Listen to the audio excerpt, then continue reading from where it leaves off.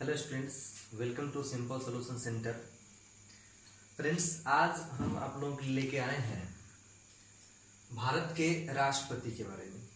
वैसे तो इनके बारे में नवंबर से ही पढ़ना है, अर्थात यह वीडियो खास करके नवंबर के विद्यार्थी सहित कंपटीशन के विद्यार्थियों के लिए ही बनाया गया है। विभिन्न कंपटीशन के एग्जाम में राष्ट्रपति से जुड़े हुए बहुत सारे प्रश्न पूछे जाते हैं और इसको अगर सीरियल वाइज आप समझते रहिएगा तो कोई भी परेशानी नहीं होगी।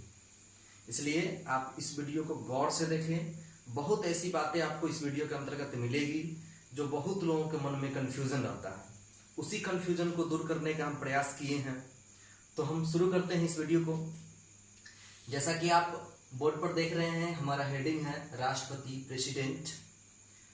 तो राष्ट्रपति हमारे भारत में एक राष्ट्रपति होते हैं जो कार्यपालिका का प्रधान कहलाते हैं।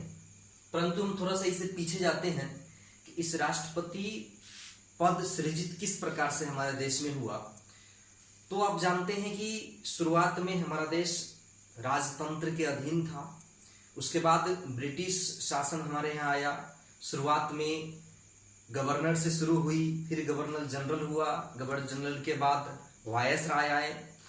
और जब हमारा देश आजाद हुआ उस समय फिर जो अंतिम वायसराय लॉर्ड माउंटबेटन थे वह भारत के प्रथम गवर्नर जनरल बने। उसके बाद जब भारत के संविधान बनने की प्रक्रिया चल रही थी उसी समय भारत में लॉर्ड माउंटबेटन की जगह प्रथम भारतीय गवर्नर जनरल सी राजगोपालाचारी को बनाया गया, जिसके देखरेख में सरकार चल रही थी।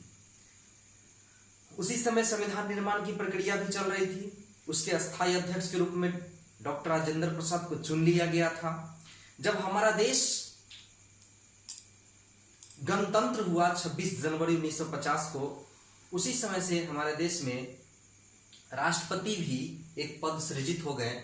जो गवर्नर जनरल थे वो पद को समाप्त करके राष्ट्रपति पद बना दिया गया। संविधान निर्माताओं ने बहुत सारा इन विषयों पर मशक्कत करने के बाद राष्ट्रपति पद को सृजित किया। अब हम जानते हैं कि ये राष्ट्रपति जो होते हैं, सबसे पहले ये जानिए कि सरकार के 3 अंग होते हैं, कार्यपालिका, न्यायपालिका, विधायिका। तो उसी कार्यपालिका में कार्यपालिका के प्रधान राष्ट्रपति होते हैं। वैसे एक प्रश्न आपको राष्ट्रपति से जुड़ा हुआ हमेशा पूछा जाता है कि कार्यपालिका के प्रधान कौन होते हैं और वास्तविक प्रधान कौन होते हैं। अगर प्रधान की बात आए तो हम निश्चित रूप से कहेंगे कार्यपालिका के प्रधान राष्ट्रपति होते हैं, लेकिन वास्तविक प्रधान की बात करें तो हम बताएंगे कि कार्यपालिका के वास्तविक प्रधान प्रधानमंत्री होते हैं, क्योंकि कार्यपालिका की वास्तव में शक्तियों का प्रयोग मंत्रिमंडल की सहायता से प्रधानमंत्री ही करते हैं। राष्ट्रपति मात्र प्रधानमंत्री सहित मंत्रिमंडलों के किए गए निर्णयों का मानने के लिए बाध्य होते हैं। इसलिए राष्ट्रपति को वास्तविक प्रधान नहीं कहा जाता है, वास्तविक प्रधान प्रधानमंत्री को ही कहा जाता है। इसके पीछे एक और कारण है, राष्ट्रपति का निर्वाचन और प्रधानमंत्री जो होते हैं आम जनता द्वारा चुन करके आते हैं, राष्ट्रपति आम जनता द्वारा चुने नहीं जाते हैं। इस कारण से भी राष्ट्रपति प्रधानमंत्री के सामने राष्ट्रपति थोड़ा कमजोर नजर पड़ते हैं।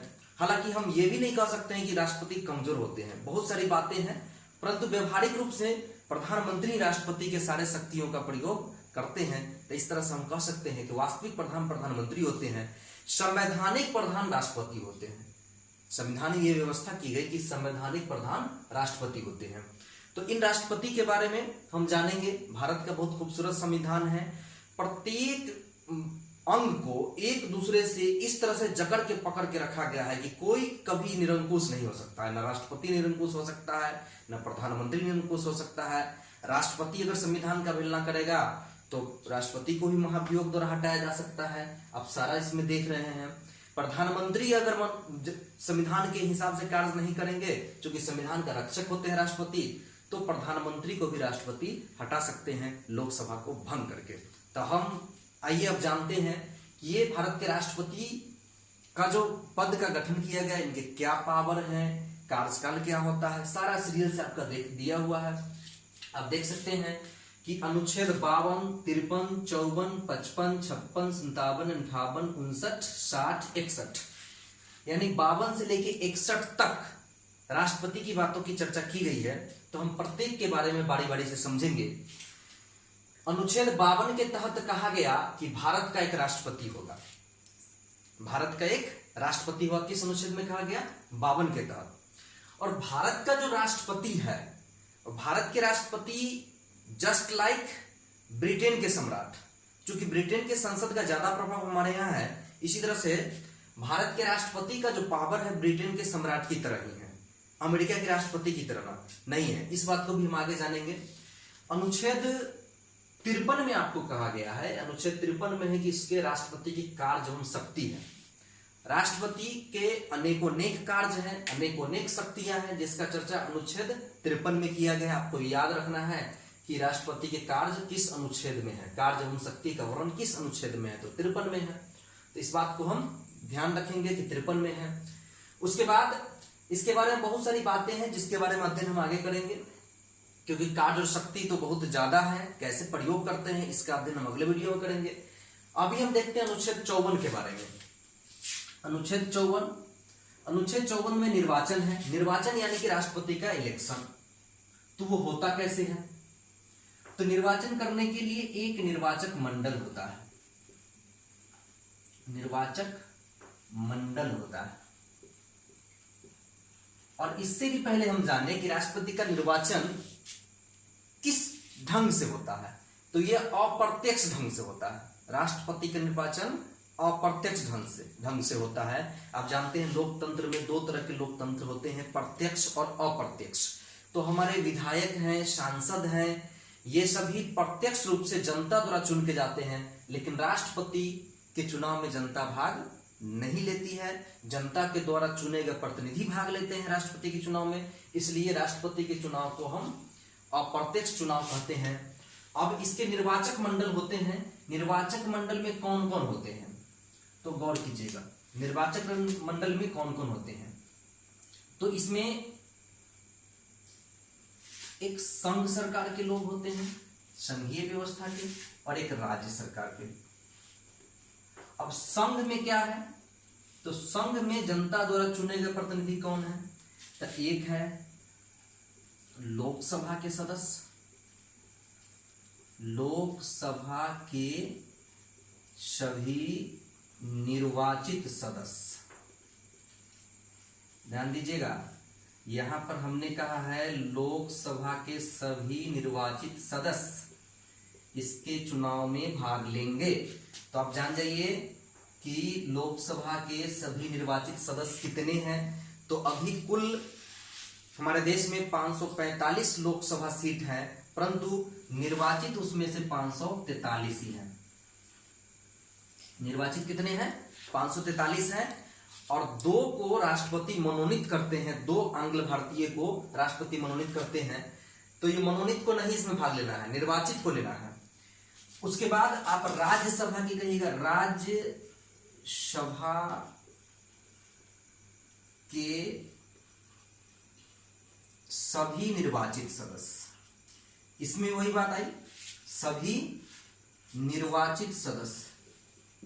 अब निर्वाचित की बात कर रहे हैं, तो अभी वर्तमान में हमारे देश में कुल 245 राज्यसभा सदस्य होते हैं, जिसमें से 233 ही निर्वाचित होते हैं। 233 क्या होते हैं? निर्वाचित होते हैं, और 12 को राष्ट्रपति मनोनीत करते हैं। तो इस तरह से लोकसभा के कुल कितने सदस्य भाग लेंगे, तो दोनों को जोड़ दीजिए, 3 3 6 3 4 7 5 2 7 5 2 7 776 लोकसभा के सदस्य, यानी राज्यसभा और लोकसभा मिलाकर के, यानी संघ के 776 सदस्य भाग लेंगे राष्ट्रपति के निर्वाचन में। अब बात है ये राज्य की, तो राज्य जितने भी राज्य हैं सभी राज्यों के इसमें भाग लेंगे, सभी राज्यों के विधानसभा सदस्य, विधानसभा सदस्य,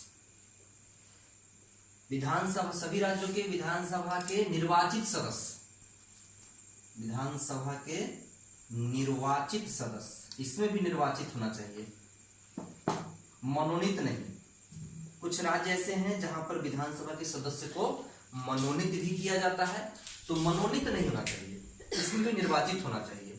तो सभी राज्यों के जितने भी विधायक है, विधानसभा सदस्य बोले तो विधायक, जितने भी विधायक है सभी भाग लेंगे, लोकसभा के सभी सदस्य भाग लेंगे, राज्यसभा के सभी निर्वाचित, इसमें भी निर्वाचित, इसमें भी निर्वाचित और इसमें भी निर्वाचित, सभी निर्वाचित सदस्य ही भाग लेंगे।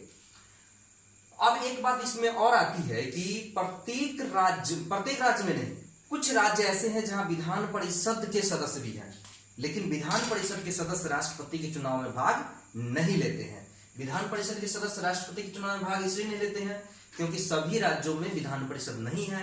अगर सभी राज्यों में विधान परिषद नहीं है तो जिस राज्य में विधान परिषद है उसे तो नफा हो जाएगा, बाद बाकी को नुकसान होगा, इसलिए विधान परिषद के सदस्य राष्ट्रपति के चुनाव में भाग नहीं लेते हैं। तो हम यहां पर जान गए कि कौन भाग लेते हैं और कौन भाग नहीं लेते हैं। तो ये लोग भाग लेते हैं, इतना समझ रहे हैं।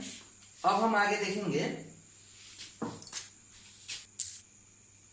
अब बात करते हैं निर्वाचन पद्धति के बारे में। तो निर्वाचन पद्धति में आप एक है समान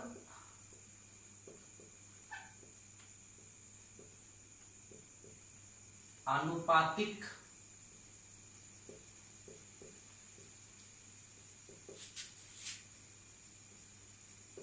प्रतिनिधित्व प्रक्रिया,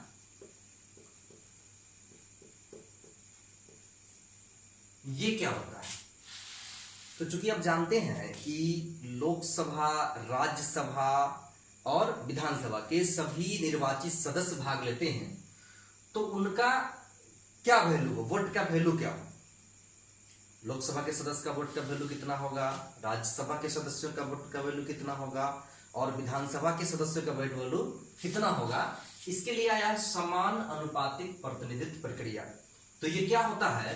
तो सबसे पहले हम जानते हैं कि एक विधायक जो निर्वाचित है उसके वोट का वैल्यू क्या होता है, उसके वोट के वैल्यू को हम कैसे ज्ञात करते हैं? तो उसका वोट का वैल्यू होता है, अगर विधायक के वोट का वैल्यू निकालना है, विधायक का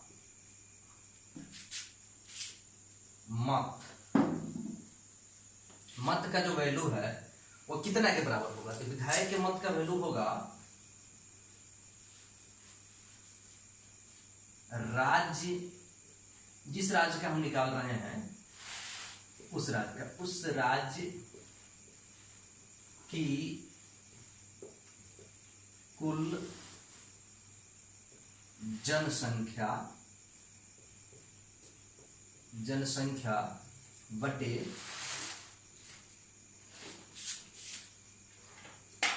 कुल निर्वाचित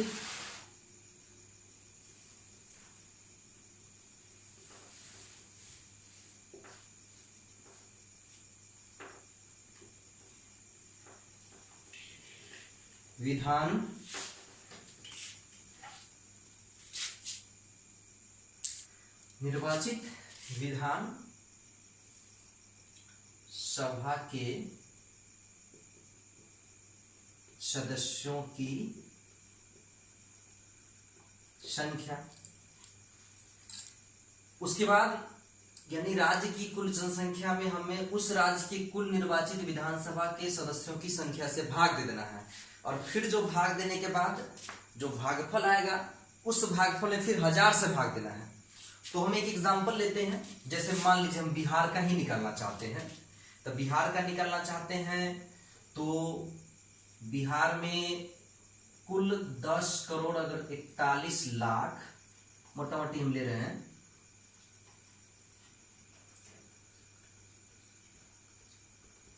10 करोड़ 41 लाख जनसंख्या है, तो इसमें हम भाग देंगे 243 से, क्योंकि कुल विधानसभा सदस्यों की संख्या कितनी है? 243 है। 243 से भाग देंगे, भाग देने के बाद जो भागफल आएगा उसमें फिर से हम भाग दे देंगे 1000 से, फिर से भाग दे देंगे 1000 से। 1000 से भाग देने के बाद अगर जो 1000 से भाग देने के बाद भागफल जो हमारा होगा वो भागफल के बाद कुछ ना कुछ शेष ही बचेगा। तो 1000 से भाग देंगे तो शेष यदि 500 से कम रहे, शेष यदि 500 से कम रहे, उस स्थिति में जितना भागफल होगा वही हमारा विधायक के मत का वैल्यू हो जाएगा। यदि शेष 500 या उससे अधिक हो तो हमारा विधायक का जो वोट वैल्यू होगा, जितना भाग देकर आएगा उसमें 1 जुट जाएगा। उदाहरण के लिए मान लीजिए कि अगर भाग देने के बाद 428 भागफल आता है, शेष 400 बच जाता है, तो उस स्थिति में 428 वोट वैल्यू रह जाएगा। लेकिन अगर 1000 से भाग देते हैं इसमें, तो भाग देने के बाद 500 या उससे अधिक शेष आ जाता है, 500 आता है, 600 आता है, 700 आता है और भागफल आता है 428, तो उसमें 1 जोड़ देंगे और तब उस स्थिति में हो जाएगा 429 वोट वैल्यू। तो उम्मीद करते हैं कि आप समझ गए होंगे कि विधायक का वोट वैल्यू क्या होता है। फिर से एक बार समझ लेते हैं। उस राज्य की कुल जनसंख्या में उस राज्य के कुल निर्वाचित विधायकों की संख्या से भाग देते हैं। जो भागफल आता है उसे 1000 से फिर भाग देते हैं और 1000 से भाग देने के बाद जो भागफल आता है उस पर कुछ न कुछ शेष बचेगा। तो 1000 से भाग दे रहे हैं तो निश्चित रूप से शेष 1000 से छोटा ही बचेगा। तो अगर 1000 का आधा यानी 500 से कम शेष बचता है तो भागफल में 1 जोड़ देंगे, वही विधायक के वोट का वैल्यू होगा। अगर 500 या उससे अधिक शेष बचता है तो भागफल में 1 जोड़ देंगे, अधिक वाला में 1 जोड़ेंगे और 500 से कम रहेगा, उस स्थिति में जो भागफल होगा वही विधायक के वोट का वैल्यू होगा। तो हम समझते हैं कि आप ये समझ गए होंगे कि प्रत्येक राज्य के विधायक के मत वैल्यू कितना होगा। तो इतना बात जान लीजिए, प्रत्येक राज्यों की जनसंख्या अलग अलग है, विधानसभा सीटों की संख्या अलग अलग है। इसका मतलब हर एक राज्य का विधायक के वोट का वैल्यू अलग अलग होगा। अब इसके बाद फिर हम देखते हैं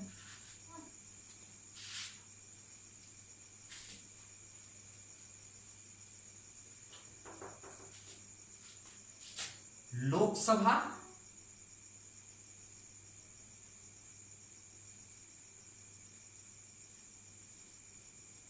या राज्यसभा।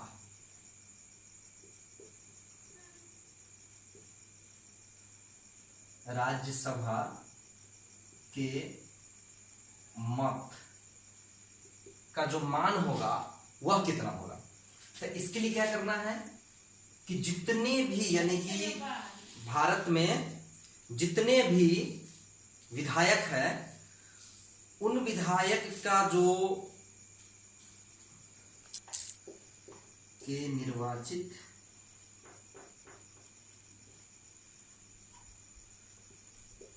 सदस्यों की कुल संख्या, इसको समझ लीजिए। मैंने उसमें विधानसभा के सदस्यों का मत वैल्यू बताया था। अब देखिए लोकसभा या राज्यसभा के सदस्य होते हैं जो कुल 776 है, 533 लोकसभा के निर्वाचित सदस्य और 543 लोकसभा के निर्वाचित सदस्य और 233 राज्यसभा के निर्वाचित सदस्य। इन सभी को मिला करके जो 776 होते हैं उनका अगर हमको निकालना है तो देश में जितने भी जीते हुए विधायक प्रत्याशी हैं उनके मतों का कुल योग, लगभग 4000 से अधिक विधायक हैं हमारे देश में। आप काउंट कर लीजिएगा, प्रत्येक राज्य वार दिया हुआ रहता है उस हिसाब से। तो जितने भी जीते हुए विधायक हैं उनको तो कुछ न कुछ मत प्राप्त हुआ होगा। उन मतों का योग अब बटे संसद के दोनों सदनों के निर्वाचित सदस्यों की संख्या, कुल संख्या यानी कि 776 से भाग दे देंगे। जो भागफल आएगा वही संसद के प्रत्येक सदन के सदस्य का मत वैल्यू होगा, चाहे वह लोकसभा हो या राज्यसभा हो। यानी जितना वैल्यू लोकसभा के सदस्य के मत का होगा उतना ही वैल्यू राज्यसभा के सदस्य के मत का होगा।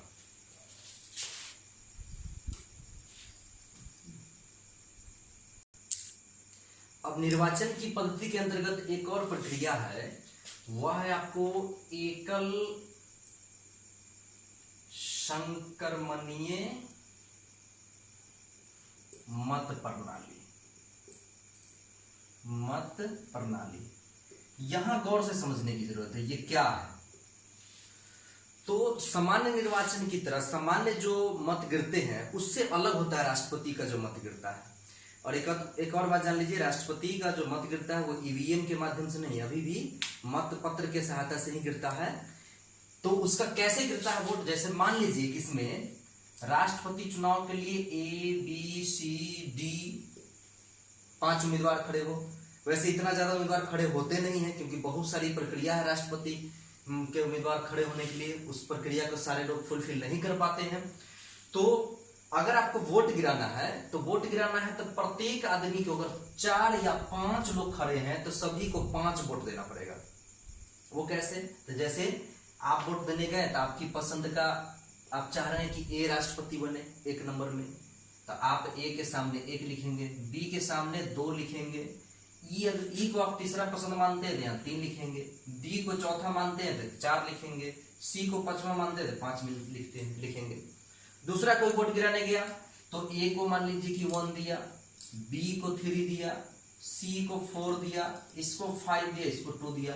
इसी प्रकार से वोट, यानी जितने व्यक्ति वोट गिराएंगे सभी को वोट देंगे, लेकिन अपना अपना पसंद जरूर बताएंगे कि उनकी पहली पसंद कौन है, दूसरी पसंद कौन है, तीसरी पसंद कौन है।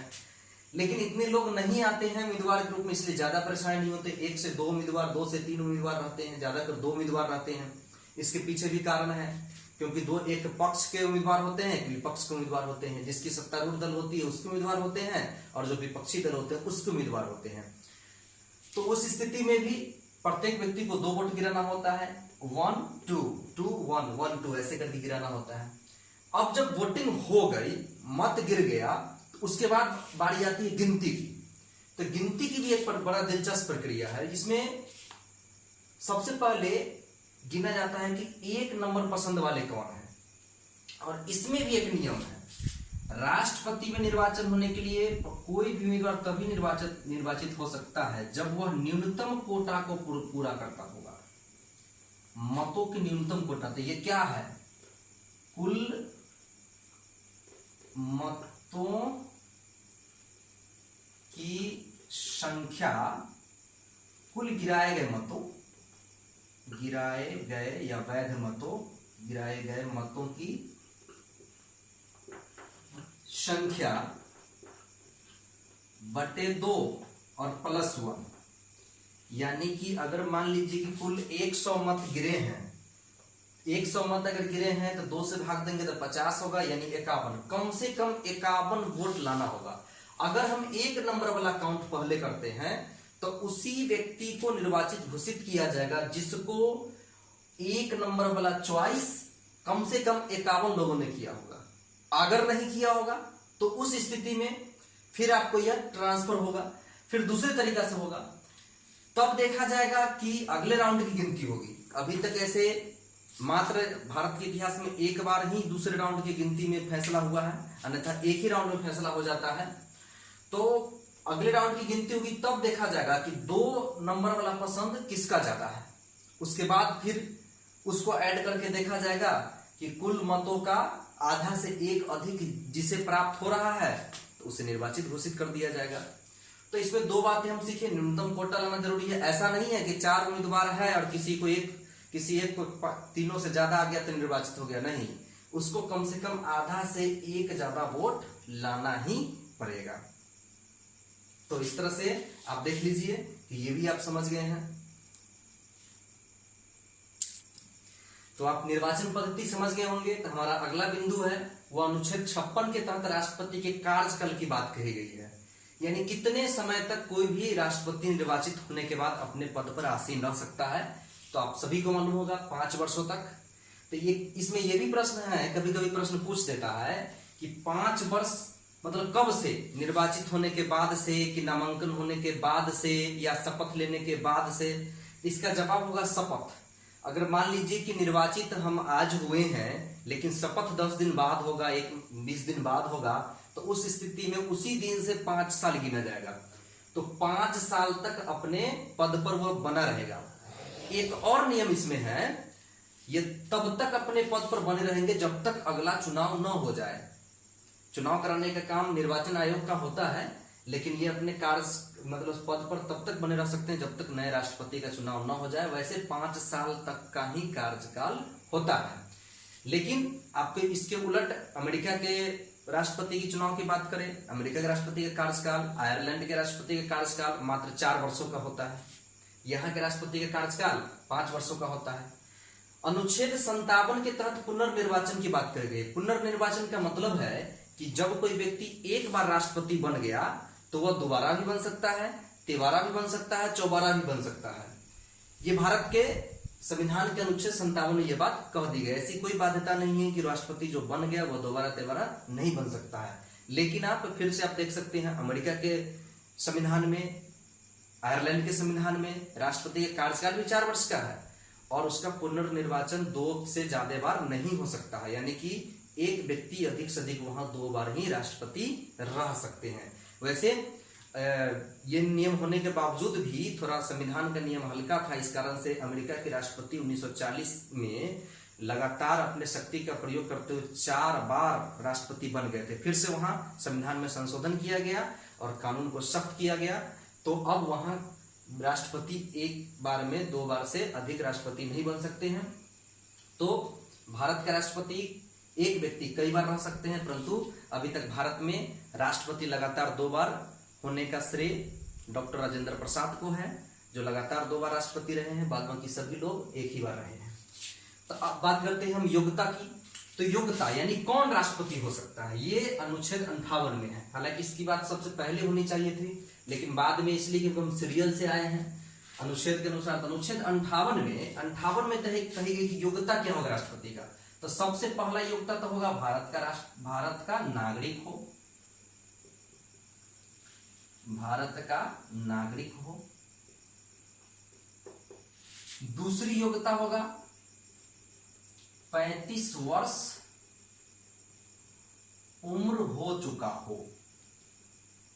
मतलब तभी भाग ले सकते हैं जब 35 वर्ष का पूरा उम्र पूरा कर लिया हो। तीसरा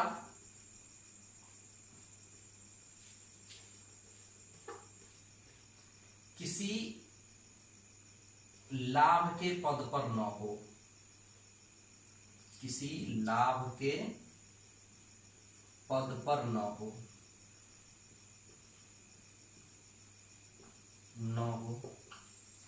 चौथा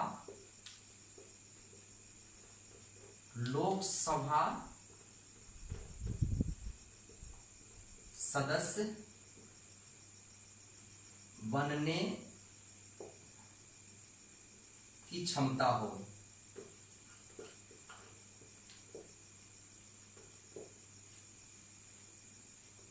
पांचवा किसी राज्य या राज्य विधानमंडल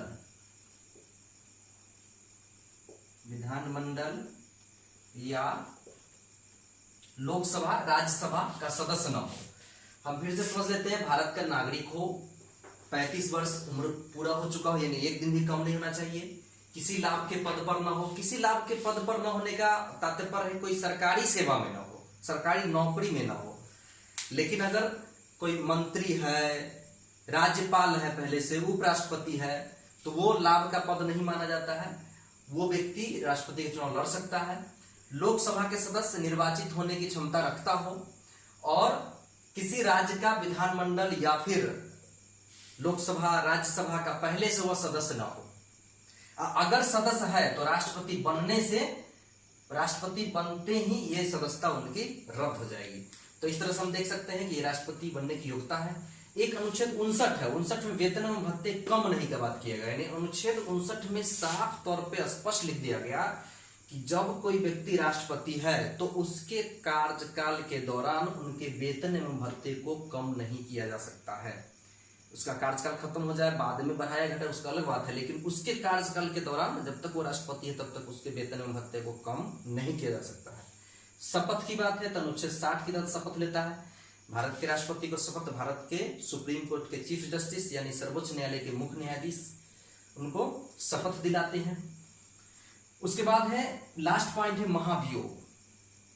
चूंकि हम पहले ही कहते भारत जो होता है, भारत के राष्ट्रपति भारत के संविधान का संवैधानिक प्रधान होता है, संविधान का रक्षक होता है, लेकिन यदि राष्ट्रपति संविधान के रक्षक के जगह का भक्षक हो जाए, यानी कि संविधान के नियमानुसार वह काम न करे, तो उस स्थिति में संसद को पावर है। संसद बोले तो संसद में आपको आ जाते हैं लोकसभा और राज्यसभा। संसद को पावर है कि राष्ट्रपति पर महाभियोग लगा करके राष्ट्रपति को हटा सकते हैं। तो कैसे लगता है, जैसे कि उसके लिए आवश्यक है कि कम से कम राष्ट्रपति पर महाभियोग प्रस्ताव लाने के लिए कम से कम संसद के किसी सदन के 1/4 सदस्यों का लिखित हस्ताक्षर उस महाभियोग पर होना चाहिए। उसके बाद संसद के प्रत्येक सदन से 2/3 बहुमत से यह पारित होना चाहिए। यानी लोकसभा में 2/3 बहुमत से पारित हो गया तो उसे राज्यसभा भेजा जाएगा, राज्यसभा में पारित हो गया तो लोकसभा भेजा जाएगा, यानी कि दोनों सदन में हर हाल में 2/3 बहुमत से पारित होना चाहिए, तब जाके राष्ट्रपति को पद छोड़ना पड़ेगा। उसके बाद भी एक और नियम इसमें है कि राष्ट्रपति को उससे पूर्व 14 दिन पहले लिखित सूचना देनी पड़ेगी। राष्ट्रपति अपना पैरवी भी खुद आकर के कर सकते हैं लोकसभा या राज्यसभा में, या वो अपने किसी प्रतिनिधि को भेज सकते हैं सफाई देने के लिए। तो इस तरह से अनुच्छेद 61 के तहत राष्ट्रपति को महाभियोग लगा करके हटाया भी जा सकता है। तो हम उम्मीद करते हैं कि जो भी कुछ इसमें हम बताए हैं आपको अच्छी तरह से समझ में आया होगा, आप आनंद लिए होंगे। तो अब इससे आगे हम ये भी उम्मीद करते हैं कि अगर आपको ये वीडियो पसंद आया होगा तो हमारे चैनल को सब्सक्राइब कर दे, लाइक कर दे, कमेंट कर दे। अगर हमसे इसमें कोई कमियां हुआ है तो वो भी आप बताइएगा। जय हिंद।